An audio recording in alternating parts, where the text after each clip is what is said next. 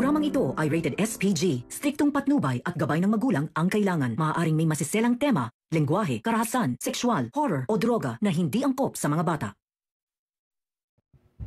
Nahuli ni Yuan si Ina, isang malamlam na gabi habang ang buong mansyon ay abala sa masayang party na idinaraos ni Joanna. Naglakad si Yuan sa garden ng malaking bahay. Hindi siya mapakali dahil naiisip pa rin ni Yuan kung namalikmata lang ba siya nang makita niya kanina si Ina. Ang mga alalahanin tungkol kay Ina na baka napuslitan sila ni Ina at napapasok ito papunta sa kwarto ni Madam Aurea ay patuloy na umiikot sa kanyang isipan. Ang kanyang mga hakbang ay tahimik at matalim. Ngunit sa kabila ng ingay ng paligid, may narinig siyang isang mahina at hindi inaasahang tunog mula sa mga halaman sa gilid ng garden. Agad niyang tinutok ang kanyang pansin sa tunog at naglakad patungo roon. Isang babaeng nakasuot ng pang-waitress na abala sa pagtakas mula sa party ang kanyang nakita. Mabilis siyang naglakad upang sundan ito. Hindi alam kung anong nangyayari. Ngunit nararamdaman niyang parang may mali. Tinawag ni Yuan ang babae at inutusan na ikuha siya ng wine. Dahil pinagmukha niyang isa itong waitress na may tungkulin sa party. Nang hindi siya pinansin ng babae, nagulat siya at mas lalo pang naging interesado sa nangyayari. Agad na nagmadali si Yuan upang habulin ang babae. Habang tinatahak ang madilim na daan, naramdaman ni Yuan ang kakaibang tensyon sa kanyang dibdib.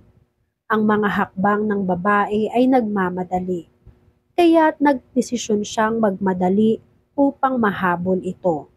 Lumipas ang ilang minuto, at nang humarap siya sa huli, laking gulat niya nang makita niyang si Ina ang tumatakbong babae. Nakaharap siya kay Ina na nakasuot pa ng uniforme na pang-waitress. "Ina!" ang sigaw ni Yuan. Hindi makapaniwala sa kanyang nakikita. Sa kabila ng kanyang mga alalahanin at ang mga tanong na bumangon sa kanyang isipan, patuloy pa rin siyang nagulat at nagimbal. Bakit nariyan si Ina? At bakit nagsusuot pa ito ng uniforme ng isang waitress sa gitna ng isang party?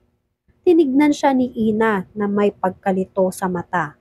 "Yuan, anong ginagawa mo rito?" ang tanong ni Ina.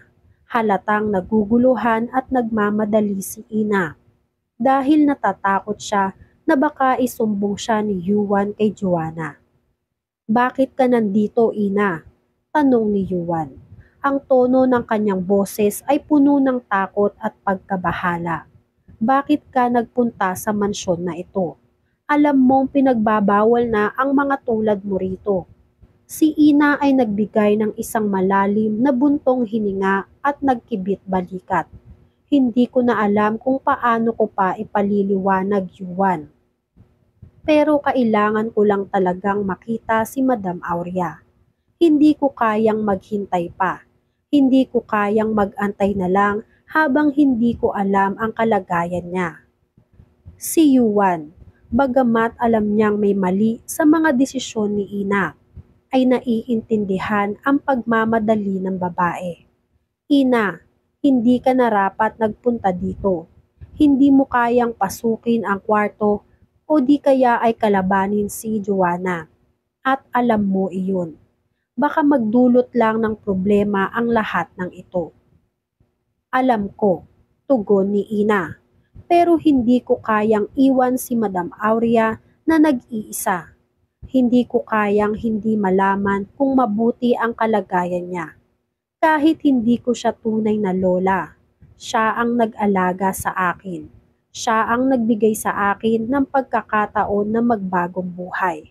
Gusto ko lang sanang tiyakin na wala sa kanyang masamang nangyari." Dahil sa mga salitang iyon, nagsimula nang magbago ang pananaw ni Yuan. Nakita niyang hindi lang si Ina ang may malasakit, kay Madam Aurea.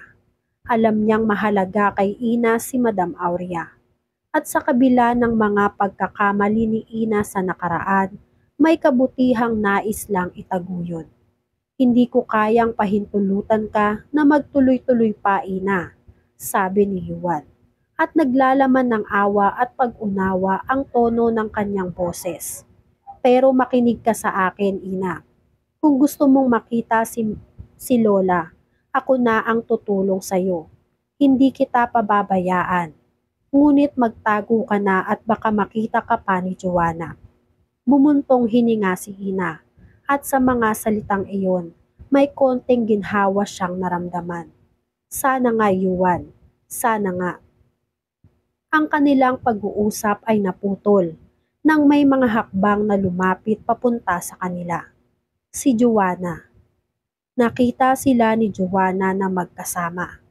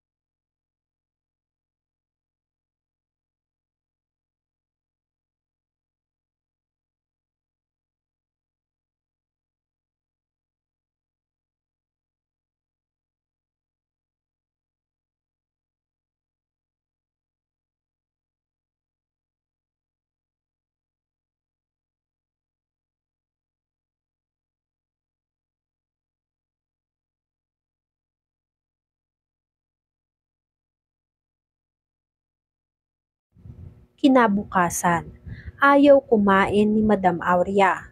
Pilit niyang hinahanap sa katulong si Ina. Si Ina lang raw ang nag-iisang apo ni Madam Aurea. Narinig ni Joanna at Yuan ang sinabi ng kanilang lola na si Madam Aurea, na si Ina lang ang kinikilala niyang apo at si Ina lang ang naaalala na pangalan nitong si Madam Aurea. Nagalit ng tuluyan si Joanna kay Madam Aurea. Pinilit niyang pakainin si Madam Aurea, ngunit naitulak lang siya nito at napatumba si Joanna. Nagtamo ng sugat si Joanna at agad na ipinagamot sa kanyang katulong. Kinausap naman ni Lani itong si Joanna. Sinabi niya na mapanganib na itong si Madam Aurea para mag-stay pa sa bahay nila. Kinakailangan na raw nila na dalhin si Madam Aurea sa ibang lugar upang hindi magdulot sa kanila ng panganib. Ngunit tinutulan ito ni Yuan. Hindi daw mapanganib si Madam Aurea. Ang gusto lang raw nitong si Aurea ay makita itong si Ina. Tuluyan na kayang lalambot ang puso nitong si Yuan. Yan nga ang mga kaganapan at mga dapat nating abangan dito sa Shining Inheritance. Kung gusto nyo pa ng mga ganitong klaseng video ay mag-subscribe at i-like itong video na to. Maraming salamat po.